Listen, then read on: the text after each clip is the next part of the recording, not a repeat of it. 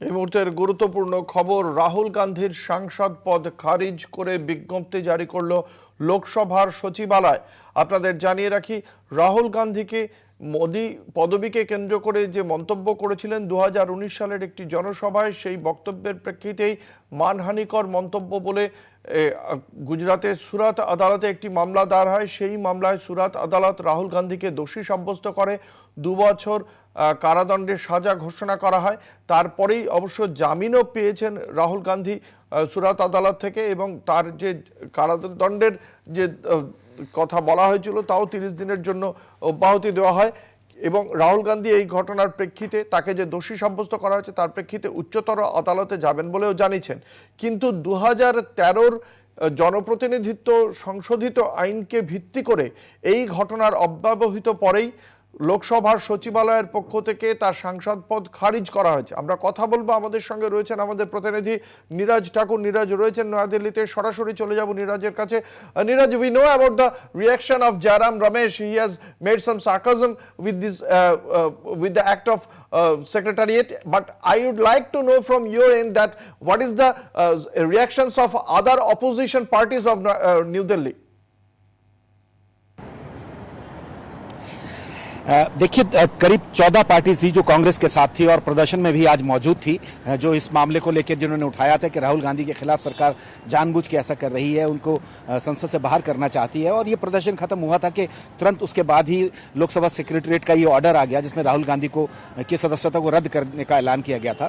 तो एक बड़ा झटका था, और हालांकि अब कांग्रेस ने साफ कर दिया है कि वो इस मामले को लीगली भी उठाएगी, लीगली भी इस पर रेमेडी ढूंढेगी और साथ ही जनता के बीच जाएगी। देश भर में इसको लेकर प्रदर्शन किए जाएंगे, देश भर में इसको लेके लोगों को बताया जाएगा कि किस तरह से सरकार जो है इस तरह की जो पक्ष को परेशान करने की कोशिश करती है और जानबूझकर राहुल को की सदस्यता पर जो ये आंच लाई गई है एक ऐसे मामले को लेके जो नहीं बनता था, यानी कि ओबीसी की जहां वो बात कर रहे हैं कि ओबीसी को लेके इल्जाम लगाए थे, वो किसी तरह का इस तरह की बात इसमें नहीं थी। तो कांग्रेस इसकी लड़ाई के लिए अब तैयार है। और जहां तक रही बात राहुल की, तो साफ किया गया है कि राहुल ना तो पहले माफी मांगी थी और ना ही कोर्ट में माफी मांगी है और ना ही अब जेपीसी, क्योंकि ना जेपीसी के मामले पे कोई माफी मांगेंगे या लंदन वाले बयान को लेकर माफी मांगेंगे। जाहिर है कि उनका कहना है कि राहुल की आवाज को बंद करने के लिए इस तरह की हरकतें की जा रही हैं। तो कांग्रेस ने इसकी आशंका पहले से थी कांग्रेस को कि ये सब हो सकता है, और यही वजह थी कि वो अपने स्तर पर इसकी तैयारियों में भी लगी हुई थी। So what is the next step of Congress? Will they go to the higher court? जी देखिए, जैसे जयराम रमेश ने साफ किया कि वो दोनों स्तर पर, यानी जो लीगल रेमेडी है वो भी तलाशेगी, यानी कोर्ट जाएगी। सदस्यता को रद्द करना सबसे अहम है इस वक्त कांग्रेस के लिए, क्योंकि सदस्यता वाले मामले पे और जो सेंटेंस है उस पर रोक लगवाने के लिए सबसे पहल जो जरूरत है वो कांग्रेस को है कि जो सेंटेंस सूरत कोर्ट की है, जुडिशियल मजिस्ट्रेट की है, उसमें रोक लगाई जाए उस सेंटेंस को ऊपर। अगर सजा रुकती है तो जाहिर है फिर उनकी जो मेंबरशिप है वो भी बहाल हो सकती है अगर सजा पर रोक लगती है। और 8 साल तक चुनाव ना लड़ने का प्रतिबंध भी अब जो है वो राहुल गांधी पर लग चुका है सदस्यता रद्द होने के बाद, क्योंकि कन्विक्शन मैक्सिमम पनिशमेंट इस तरह के जो केसेस हैं, डिफेमेशन के केसेस हैं, उसमें 2 साल की होती है। तो मैक्सिमम पनिशमेंट मिली है, तो सदस्यता रद्द हुई जिसकी वजह से तो 8 साल तक चुनाव भी नहीं लड़ पाएंगे। तो ये सबसे पहली जरूरी जो कांग्रेस इसमें इस वक्त करने वाली है, वो कोर्ट जाके जो सजा सेंटेंस जो है उस पर रोक लगाने की कोशिश करेगी। नीरज, एक चीज और भी जानना चाहेंगे, what are the reactions from other political parties like Aam Aadmi party, SP और Congress allies like CPM or some other parties? What are the reactions from their end?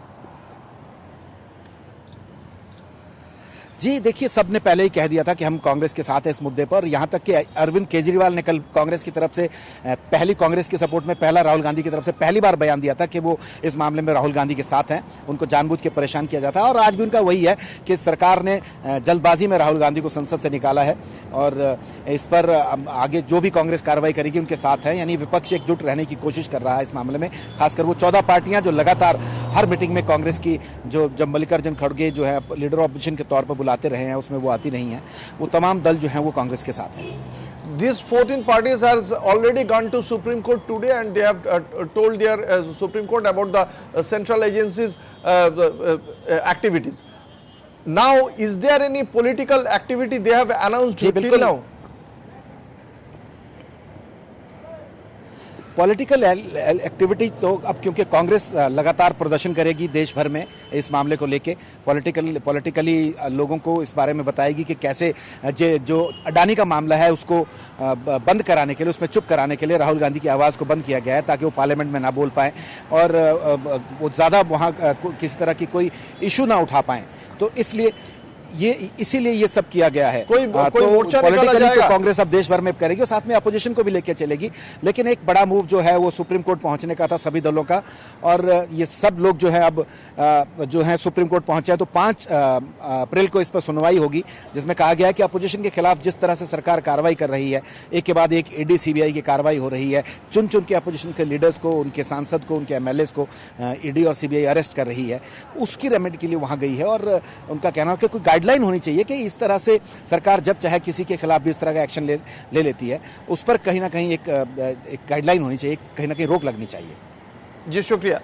কথা বলছিলাম, আমাদের সঙ্গে ছিলেন আমাদের নয়াদিল্লির প্রতিনিধি নীরজ ঠাকুর। এই ঘটনার প্রেক্ষিতে ইতিমধ্যেই কংগ্রেসের পক্ষ থেকে কংগ্রেসের সাধারণ সম্পাদক জয়রাম রমেশ তিনি জানিয়েছেন রাজনৈতিক এবং আইনি উভয় দিক থেকেই এই ঘটনার মোকাবিলা করবে কংগ্রেস, এবং এই বিষয়টিকে কেন্দ্র করে তাদের জয়রাম রমেশের কটাক্ষ যে যৌথ সংসদীয় কমিটি গঠন করে মোদির সঙ্গে আদানির সম্পর্ক নিয়ে কোনো তদন্ত করতে পারল না সংসদ, কিন্তু রাহুল গান্ধীকে ডিসকোয়ালিফাই করে দেওয়া হলো, তার সাংসদ পদ খারিজ করে দেওয়া হলো অত্যন্ত দ্রুততার সঙ্গে। কিন্তু আজ পর্যন্ত যৌথ সংসদীয় কমিটি গঠন করে আদানির ঘটনার প্রেক্ষিতে কোনো তদন্ত শুরু করতে পারল না সংসদ।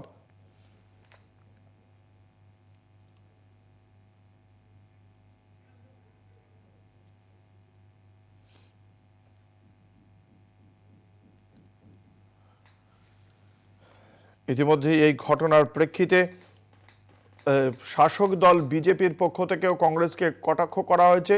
কেন্দ্রীয় মন্ত্রী অনুরাগ ঠাকুর তিনি বলেছেন যে এই যে পরিস্থিতি, সেই পরিস্থিতিতে রাহুল গান্ধী এই মুহূর্তে তিনি ন্যাশনাল হেরাল্ড মামলাতেও অভিযুক্ত হয়ে এই মুহূর্তে জামিনে রয়েছেন। তিনি সত্য এবং সংসদ থেকে দূরে থাকতেই পছন্দ করেন এবং রাহুল গান্ধী মনে করেন তিনি সংসদ, আইন, দেশের ঊর্ধ্বে এবং গান্ধী পরিবার যা খুশি তাই করতে পারে বলেই মনে করেন রাহুল গান্ধী, এবং সেই কারণেই তিনি এমন ঘটনা ঘটিয়েছিলেন। যা হয়েছে তা উচিত কাজ হয়েছে বলেই মনে করেন খুব স্বাভাবিকভাবেই কেন্দ্রীয় মন্ত্রী অনুরাগ ঠাকুর। ইতিমধ্যেই এই ঘটনার প্রেক্ষিতে টুইট করে তার প্রতিক্রিয়া জানিয়েছেন রাজ্যের মাননীয় মুখ্যমন্ত্রী মমতা বন্দ্যোপাধ্যায়। মমতা বন্দ্যোপাধ্যায় তার টুইটে লিখেছেন, প্রধানমন্ত্রীর এই নতুন ভারতে বিরোধী নেতৃত্ব প্রধান লক্ষ্যে, বিজেপির প্রধান লক্ষ্যে পরিণত হয়েছে। ভারতীয় জনতা পার্টির যে সমস্ত নেতা রয়েছেন, যাদের সঙ্গে অপরাধ জগতের যোগ রয়েছেন, তারা মন্ত্রিসভায় অন্তর্ভুক্ত হচ্ছেন, কিন্তু যে সমস্ত বিজেপি বিরোধী যে সমস্ত নেতৃত্ব রয়েছেন তারা কথা বলার সুযোগ হারাচ্ছেন, তাদের সাংসদ পদ খারিজ হয়ে যাচ্ছে। আমরা আজকে তেমনই একটি ঘটনার সাক্ষী হলাম। এই সংসদীয় গণতন্ত্রের তেমনই একটি ঘটনার সাক্ষী হলাম, এমনই বলেছেন রাজ্যের মুখ্যমন্ত্রী মমতা বন্দ্যোপাধ্যায় তাঁর টুইটে। তার বক্তব্য, in PM Modi's new India opposition leaders have become the prime target of BJP, while BJP leaders with criminal antecedents are inducted into the cabinet. Opposition leaders are disqualified for their speeches. Today we have witnessed a new low for our constitutional democracy. এই ঘটনার প্রেক্ষিতে লোকসভার কংগ্রেস দলনেতা অধীর রঞ্জন চৌধুরী তিনি কি বলেছেন আমরা শোনাবো।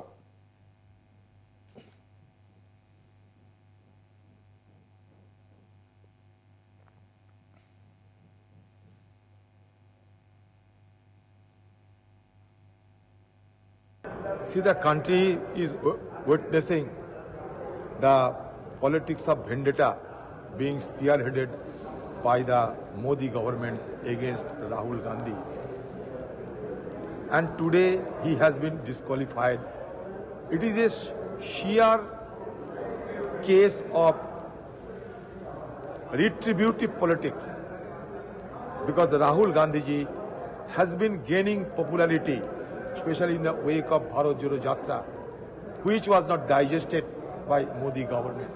Modi government and BJP party, they are under the impression that Rahul Gandhi has to be throttled, has to be muzzled, because if Rahul Gandhi is allowed to speak inside the parliament, then the danger will come for them. They will be dislodged from the government. So this is a very cruel demonstration of a autocrat government. See, I would warn the people of India that democracy cannot survive under this present dispensation.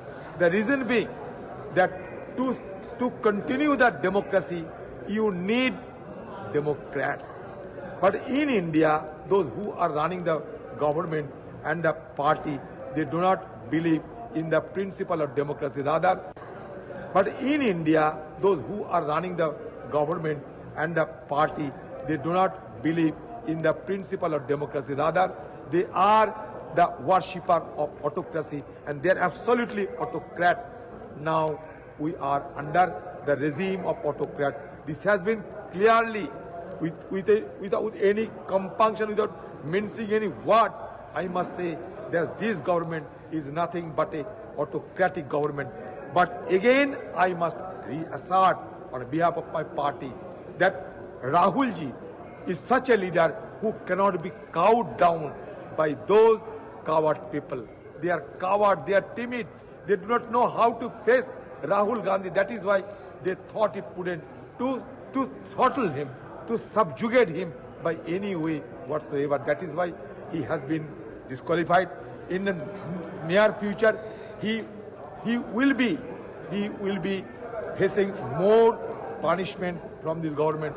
But Rahul Gandhi ji is an intrepid political personality who believes in the politics of people, who believes in the politics of democracy, who believes in the politics of people's power. So Rahul Gandhi cannot be cowed down by this government.